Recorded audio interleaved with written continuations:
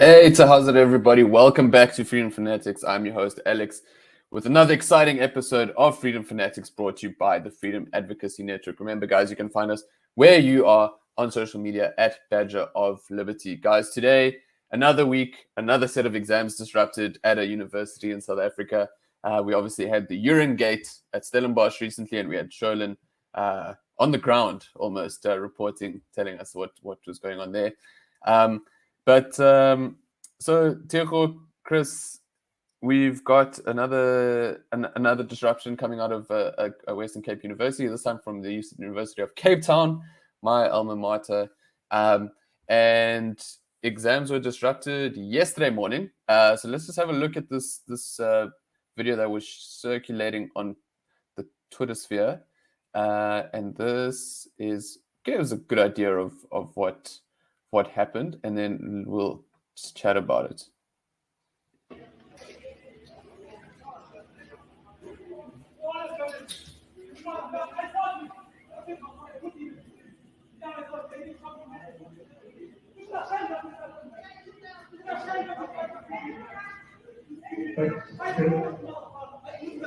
Feel free to go the way if you want.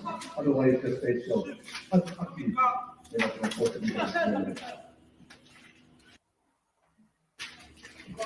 And he's pushing people's stuff on the floor.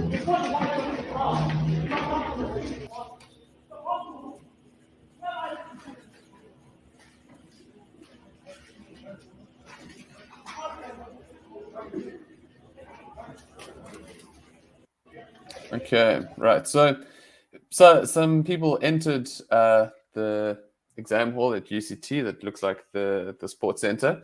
It's one of the biggest exam venues.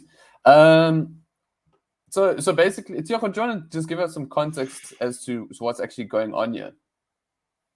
Sure. Well, at UCT, there are currently workers' protests at UCT, and some student organizations such as the EFF, Student Command at UCT, have released statements stating that they are in support of the workers and the plight of the workers, right?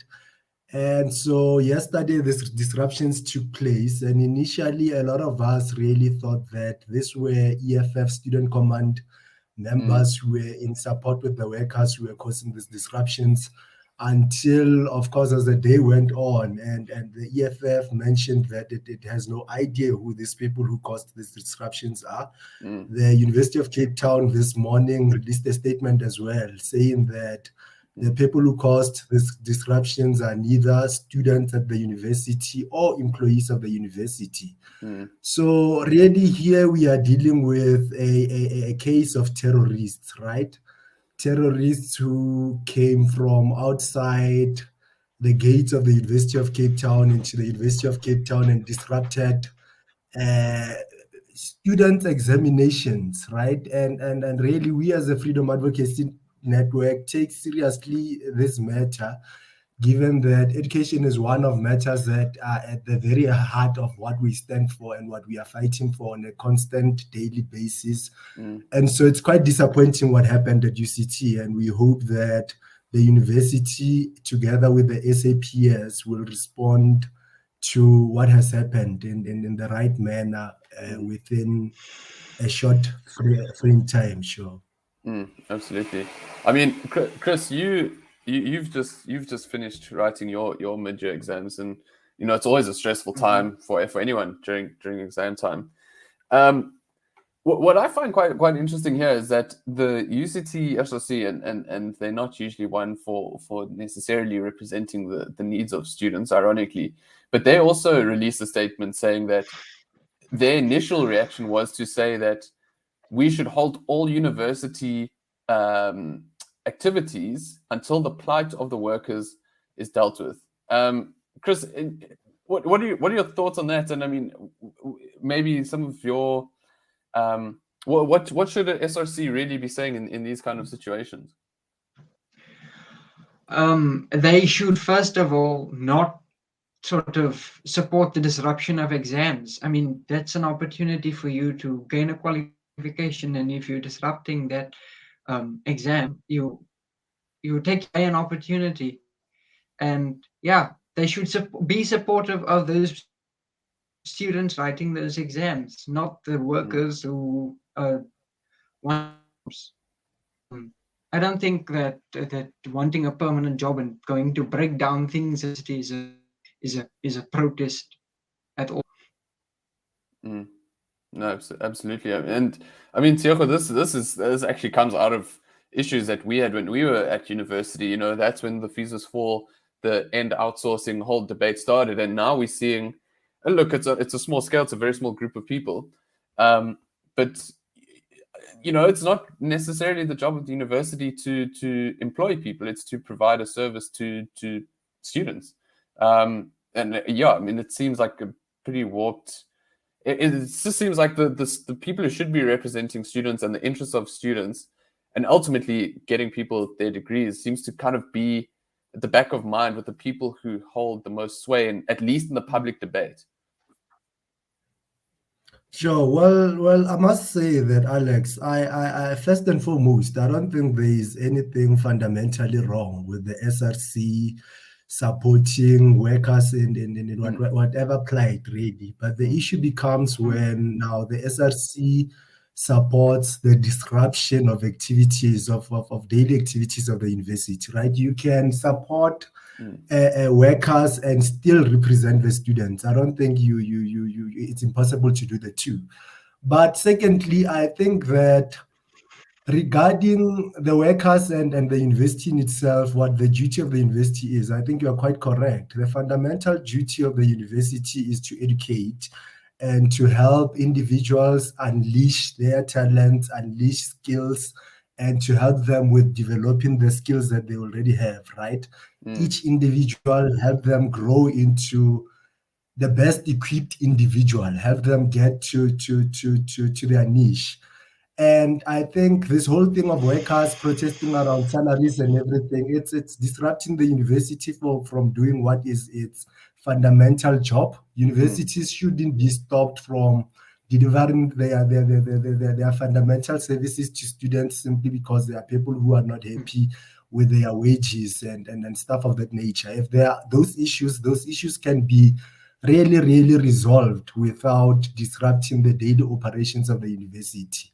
We can really sit in a civilized manner, management together with representatives of the workers, if that must happen. But the fundamental thing that we must always keep in mind is that really universities don't owe it to their workers to pay them a certain amount of money. Universities can, it should be up to the university, right? For example, when it relates to wages, how much they want to pay their workers. And like we've always emphasized, if a worker is not happy with the salary that the employer is willing to offer, you have the choice of not taking the job. You have the choice of resigning. There's really no use to be disrupting exams in the fashion that exams have been disrupted yesterday. And I hope that the police will intervene to ensure that it doesn't happen again. We really cannot tolerate the lack of law in our country. We have laws that govern us as a country, and those laws must be respected if we are to get anywhere as a country.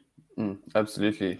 And Chris, what are any final thoughts from you? Obviously, you've now finished your exams. I mean, some of these students, you know, they have travel plans. You know, students don't necessarily live in Cape Town. They study there.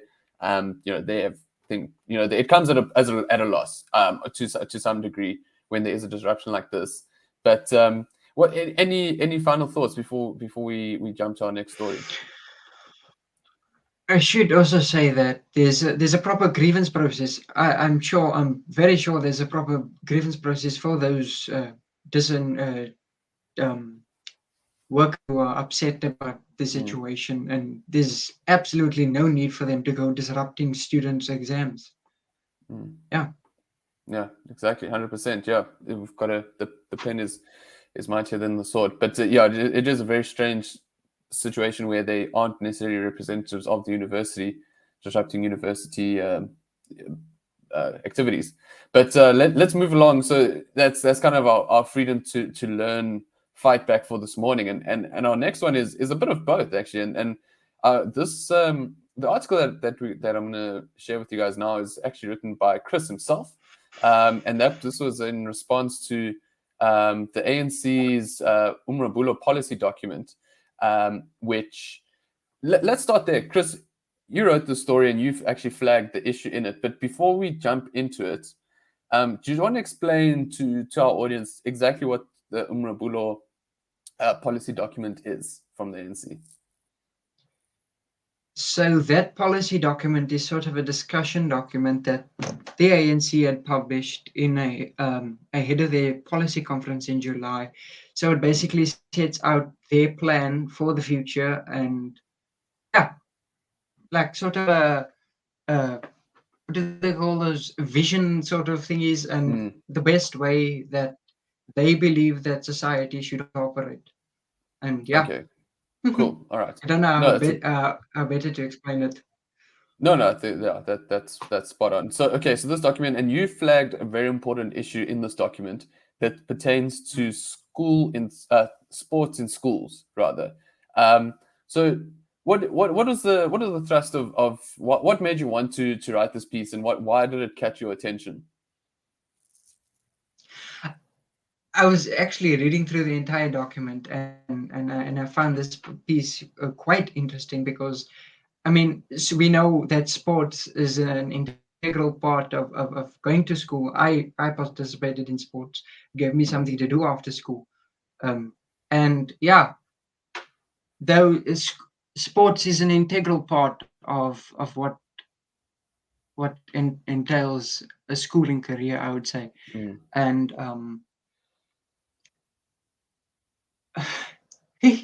sure, this is it's just stupid. It's a stupid idea to send the ideas or allow the minister to determine what kind of sport a student should play in a primary school or in a high school. And I mean, they don't know what's going on the ground. No, exactly. I don't know what else to say. It's outrageous. It really is. I mean, so Tioko, the thrust here is that what the ANC proposes in this document is that to take the power away from school governing bodies, which are bodies comprised of both teachers and parents. It's an elected board of representatives with who are stakeholders by virtue of paying for their children to receive the education as a service. And what the ANC would like to do is to take the power away from parents, essentially, to give that to the minister to decide on sporting codes and the sports that are available and sort of allocation of funds for sports facilities and the like. Pretty crazy, but we've come to expect this, but it's definitely worth fighting back against. But what do you think about it? Yeah.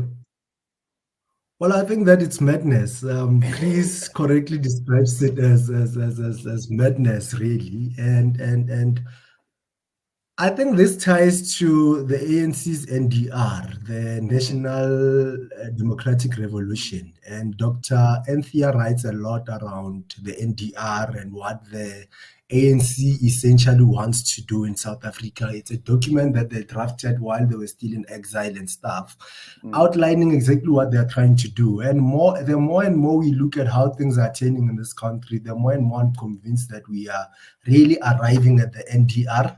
And in real terms, this really means that we are regressing as society, right? Because really the NDR is a Marxist document, and at the very center of the NDR is the issue of government controlling people's lives. And this is part of it, really, taking away powers of determining what sports are played, what rules are around that, how much is allocated towards that, and taking away that power from the SGB, moving it to the minister. That's really what's happening here. Our education system is in the true sense of things, being nationalized, just as everything else in the country is surely but slowly being nationalized, which really is a terrible thing, right?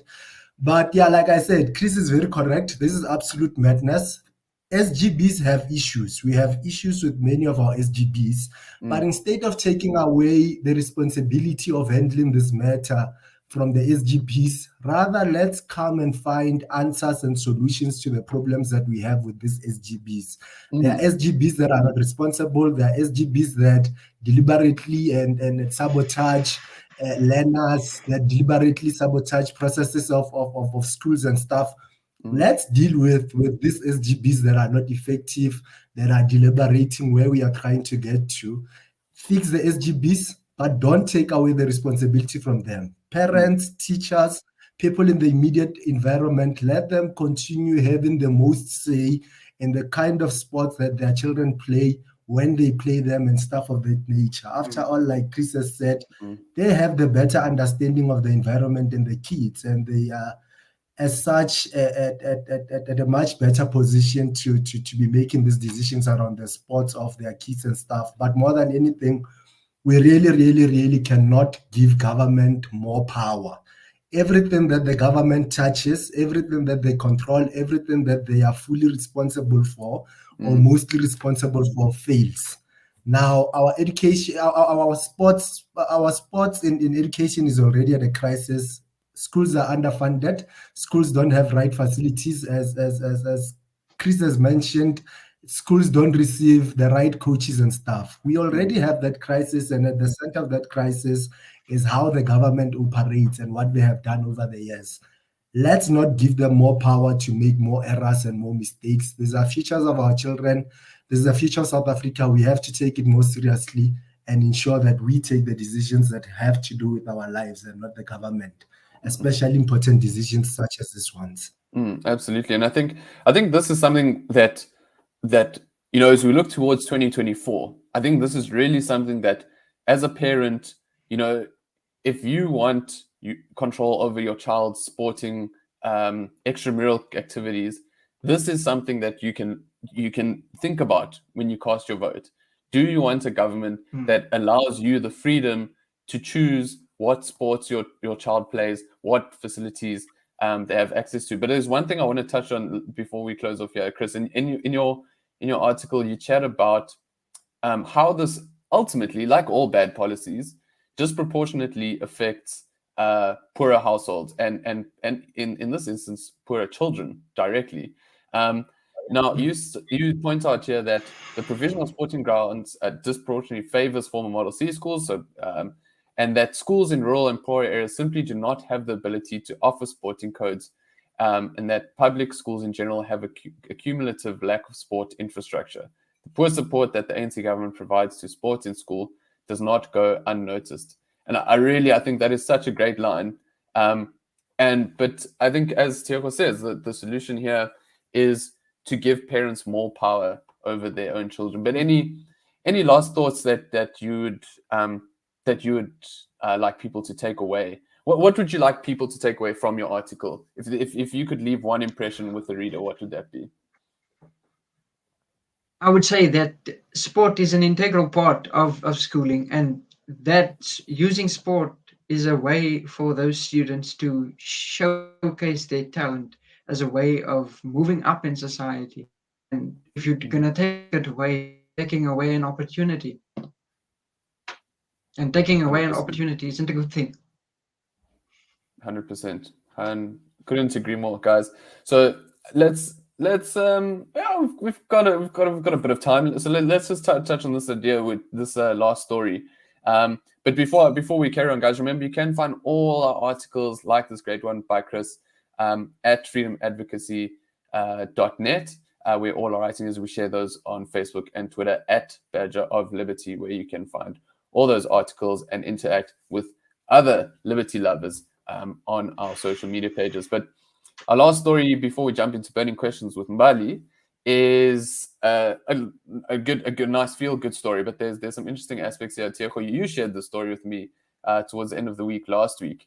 And this is a piece that came out of Ground Up about Lindo Kuhle Msomi from KwaMashu, who basically started a little fast food outlet in his neighborhood.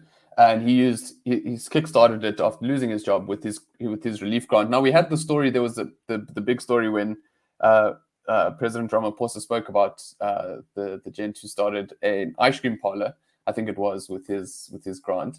But what struck me here, Tioko, is that the reason that one of the catapults for Lindo's business was that he got funding from the Solidarity Fund, that then helped him to expand his business and access markets. What are your impressions about the story when you sent it through?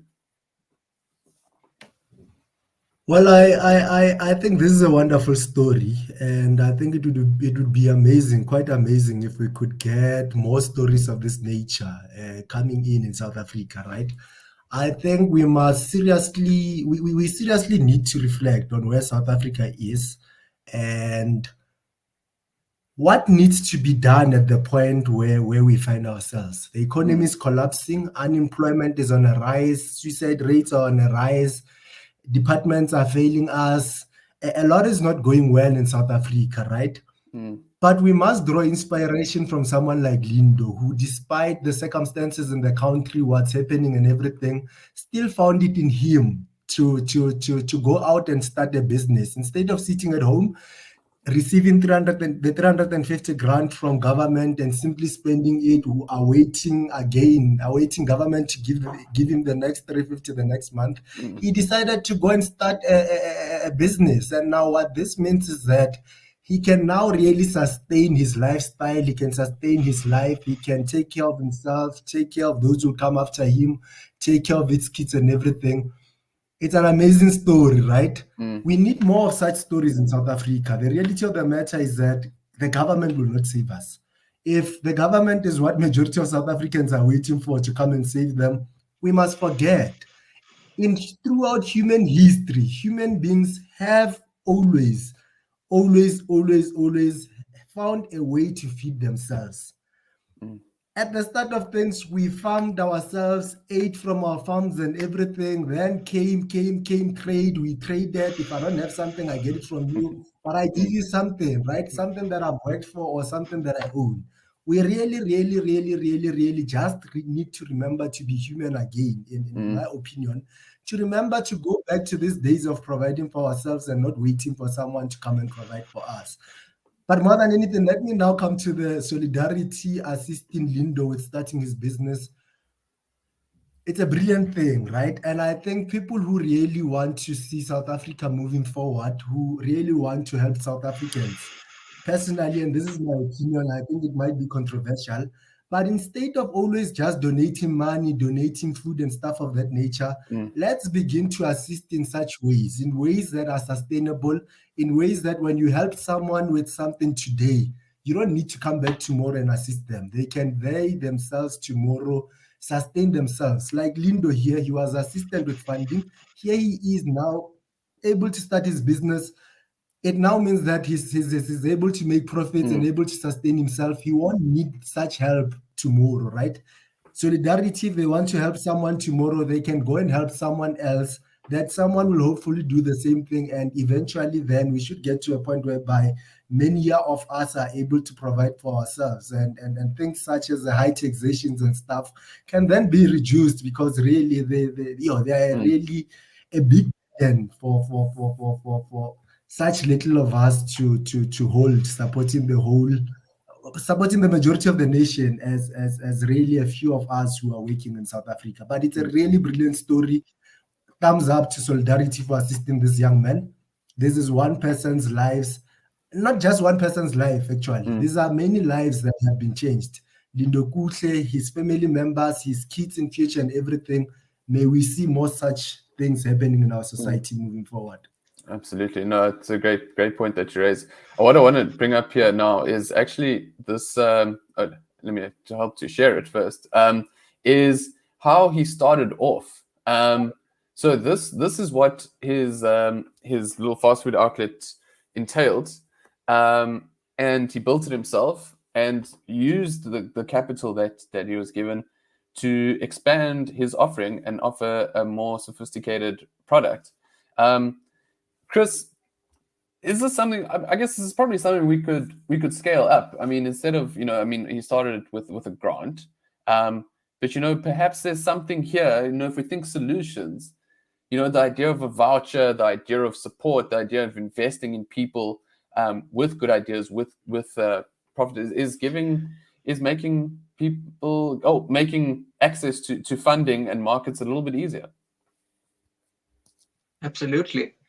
And all that those people who have the initiative to start a business and who see a gap in the market, we should support them.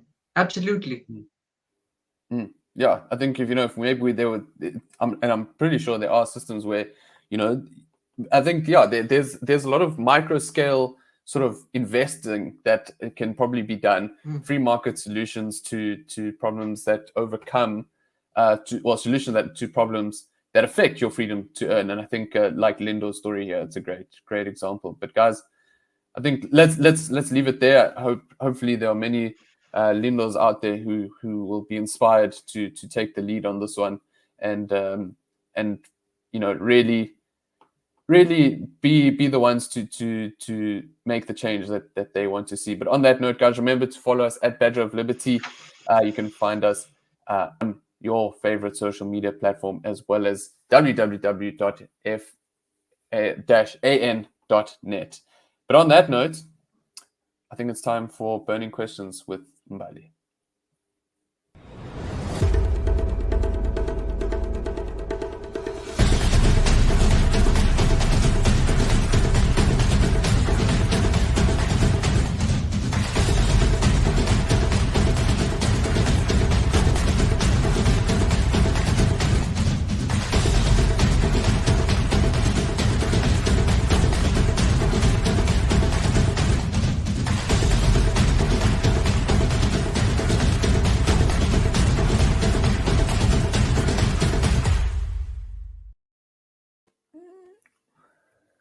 Alrighty, Mbali fam, how's it? Welcome back. Good. Thank you. Hi guys. How's it? Okay, Mbali. What do you have for us this week? What's Burning Questions all about? What's cooking on this episode of Burning Questions is the fact that South Africa is a failed state, and that this failed state hits the poorest South Africans hard.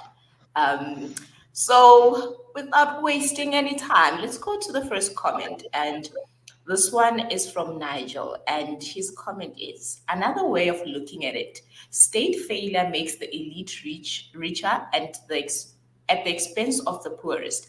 So if we stop the looting, the poor will benefit. I think this one is straightforward. I definitely agree with Nigel. Diego, Alex, Chris, any of y'all disagree with him? I can't argue myself. Thanks. I was just waiting for someone to say I disagree. Diego? Well, I don't think there are enough grounds for one to agree or disagree. It doesn't necessarily explain how state failure makes the elite richer and the poor poorer at the expense of the poor. I mean, you'd have to explain how that happens, then one can agree or disagree. For now, it's a bit okay. Vague. All right, it's a bit vague. Maybe if you can explain it to us, then maybe we can not disagree or agree with you. State failure makes the elite richer at the expense of the poorest. I mean, in the South African context, for example, I think everyone is in a way becoming poorer. It's just that, of course, the poorest get to experience the whole thing at a much deeper level, because it means they don't get to have food on their table, they don't get to have money to buy electricity, they get to sit in the cold during winter and stuff of that nature, right? Whereas the richest people, of course, still have their money, but they could have made a lot more. So in a sense, they are poorer than they should be because the state is failing, you know? Yeah, can I just add as well? I think we mustn't conflate state failure with state capture as the buzzword in South Africa. People, when there's looting of public funds and policies like preferential procurement, BEE, those kind of things that really only benefit the elite, that is at the expense of the poor. Yes. But people getting wealthier doesn't make people, just because one person's getting rich doesn't make other people poor other per people. se. Yeah, Yeah. yeah. But if they are getting rich in, using our taxes, then definitely I'm getting poorer by the day. Well, That's let's make an example with Rupert. Rupert is getting richer, but a lot of his investments are outside South Africa at the moment. So majority of South Africans are getting poorer. But Rupert is a South African who is getting richer, but he's not even getting richer through South Africans. It's outside economies that are boosting his wealth. So it's that complex. Yeah, it definitely is. Definitely is. Let's go to the next comment from Rapoto, and it says, "Don't tell us about the problem. Tell us about solutions. Remember, we don't live in our past, but we need to go forward." Chris, what are the solutions that we can give to Rapoto? We should provide opportunities for the poor, for the poorest in the country, and we should provide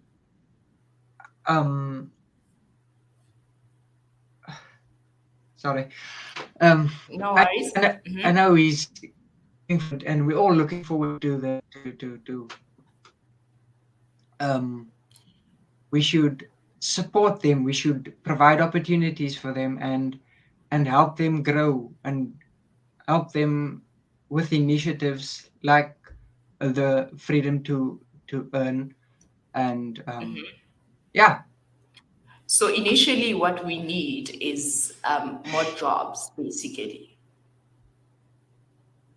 Would you agree, Chris? Absolutely. And I should also add, yes, definitely. And we should sort of get rid of all these unnecessary labor regulations that sort of inhibit competition and stifle competition. And we should work towards an economy that works for everybody.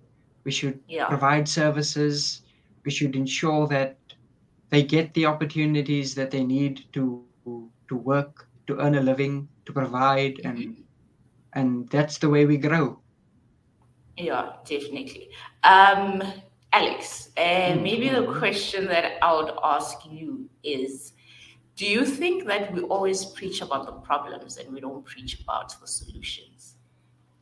I think we do, and I think it's a problem. And I think that's why I'm so glad that Tioko flagged the story of Lindo and his Chesanyama and KwaMashu, because really we can't, if we fixate on negativity, we'll never have the motivation to improve it.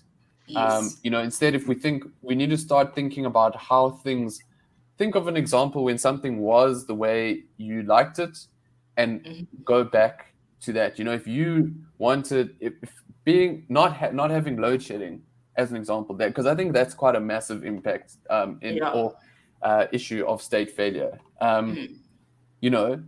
Let's think about when the good times, when we didn't have rolling blackouts, and what can we do about it? Solutions. Well, I'm sure there are lots of people with very good ideas about how to fix Eskom, how to diversify the electricity generation, and that's the kind of things that we need to be thinking about. But yeah, we need to start thinking, especially as we head to 2024, how can where the solutions lie. So I'm glad Rapoto brings it up. And keep that in mind when you go to the polls next. Yep, that is very true. Going to the next comment from Angela, and she says, "Liberators really don't care. When the deed is done, the leaders fill their pockets and those of their comrades, and they don't bother about the little people who form the majority of those helping in the liberation." Diego, liberators don't care, true or false? Just say true or false, okay? Let me see. Well, I don't think it's that simple. I think it's a general statement. I think in the South African context, for example, you do have liberators that I really think care. Someone like your Nelson Mandela, someone like Dikgang Moseneke. And the interesting thing about Dikgang Moseneke is that he's from the PAC.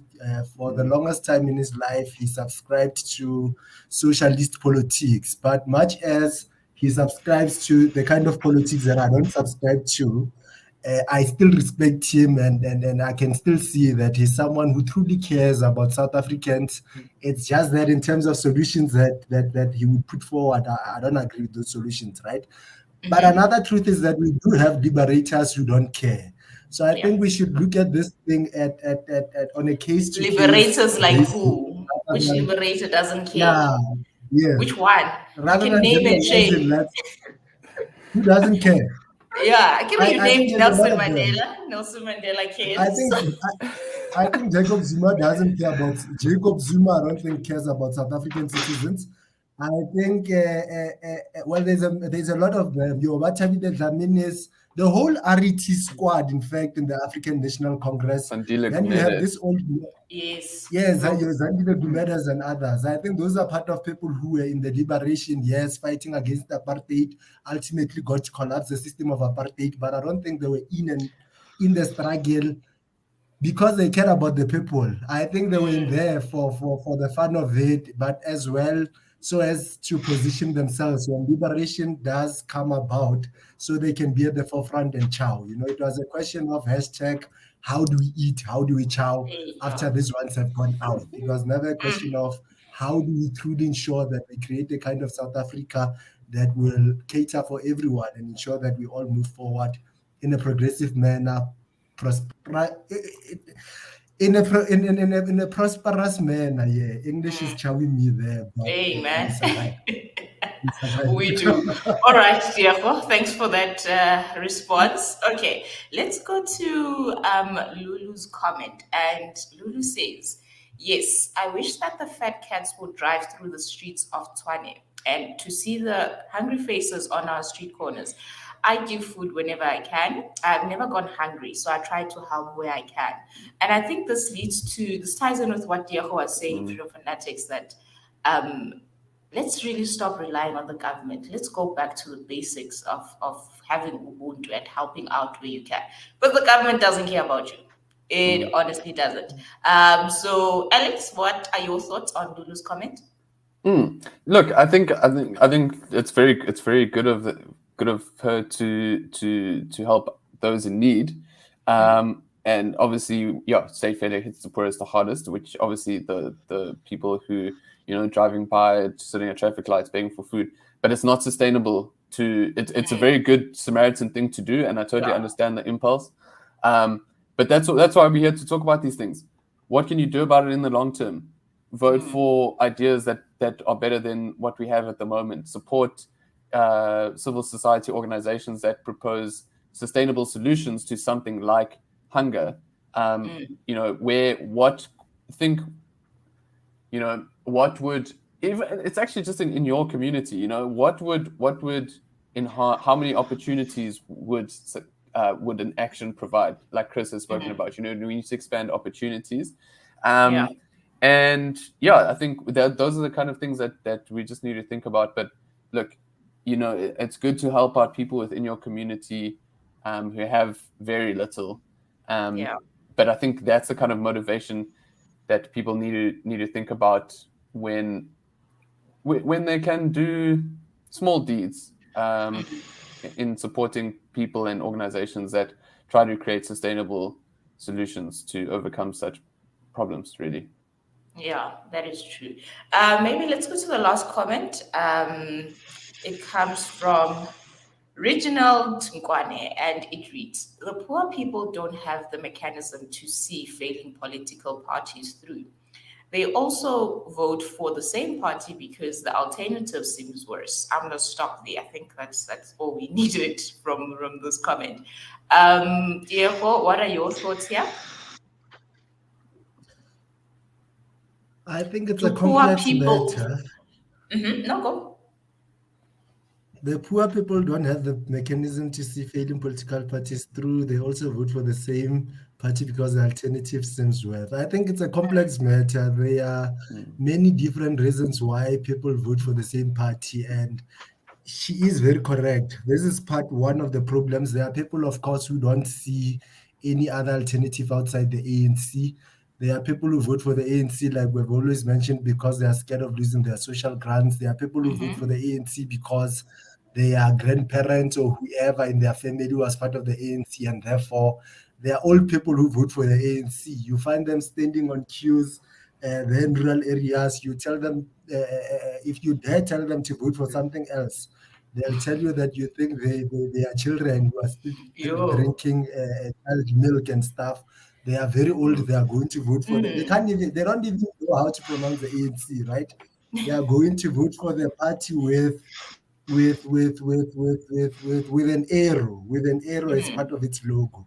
So really, Yeah. different people have different reasons for voting for the ANC, and she's very correct. That happens to be one of the reasons why they do. But really, there is a variety of reasons, and it's important that we understand all of them ahead of 2024. So when we do preach the classical liberal message, we know exactly the kind of people they're dealing with and the different kind of reasons that people vote for the party or vote for certain political parties, and we can then be assistful in that way, understanding what the issues on the ground are really. Yeah, definitely. Alex, Chris, any last thoughts that you guys want to add? I'll defer to Chris because it looked like he let off a big sigh when you read that. I was gonna add also, there's a wide sort of understanding or thought that all politicians are greedy and all politicians are criminals because they steal. I don't think a good understanding or thought, because not you generalize like that, I'd argue, because I mean some politicians genuinely want to help you, and if you shrugging them off, you taking away an opportunity. Again, I see. I'm very fascinated with the word opportunity today. Yeah, it's opportunity for you to better yourself and better your situation. But if you shrugging it off, you don't have really an opportunity or a reason to complain if you say that politicians are greedy and criminals and Yeah. the like. I think, Malia, I'll just add on top of what Chris has said, and like, yeah, we do speak about opportunity, but it comes back to that one of those first comment, Lulu's comment about giving people food when you can, is that these people, what sort of opportunities do they have? That's ultimately what we need to strive for, is a land of opportunity, not where we just sort of prescribe outcomes that we want. We want people to have the opportunity to prove themselves, like we spoke about in Freedom FANatics with Lindo's Chisanyama and KwaMashu. He forged an opportunity for himself, and I think that's something to bear in mind. That the challenge is to expand opportunities and identify policies that enable it. But I think this can go on for days. We definitely can. We definitely can. Diego, do you have anything to say? Well, I won't take long. I was just gonna say that I agree with Alex that we should certainly not expect any one individual to bring up to come with solutions to our problems. We must collectively together find solutions to our problems in society. Yeah, that is true. Guys, thank you so much for joining us on this episode of Burning Questions. Do remember you can find us on Twitter, Facebook, TikTok, YouTube, at Badger of Liberty. And remember, your freedom is worth fighting for.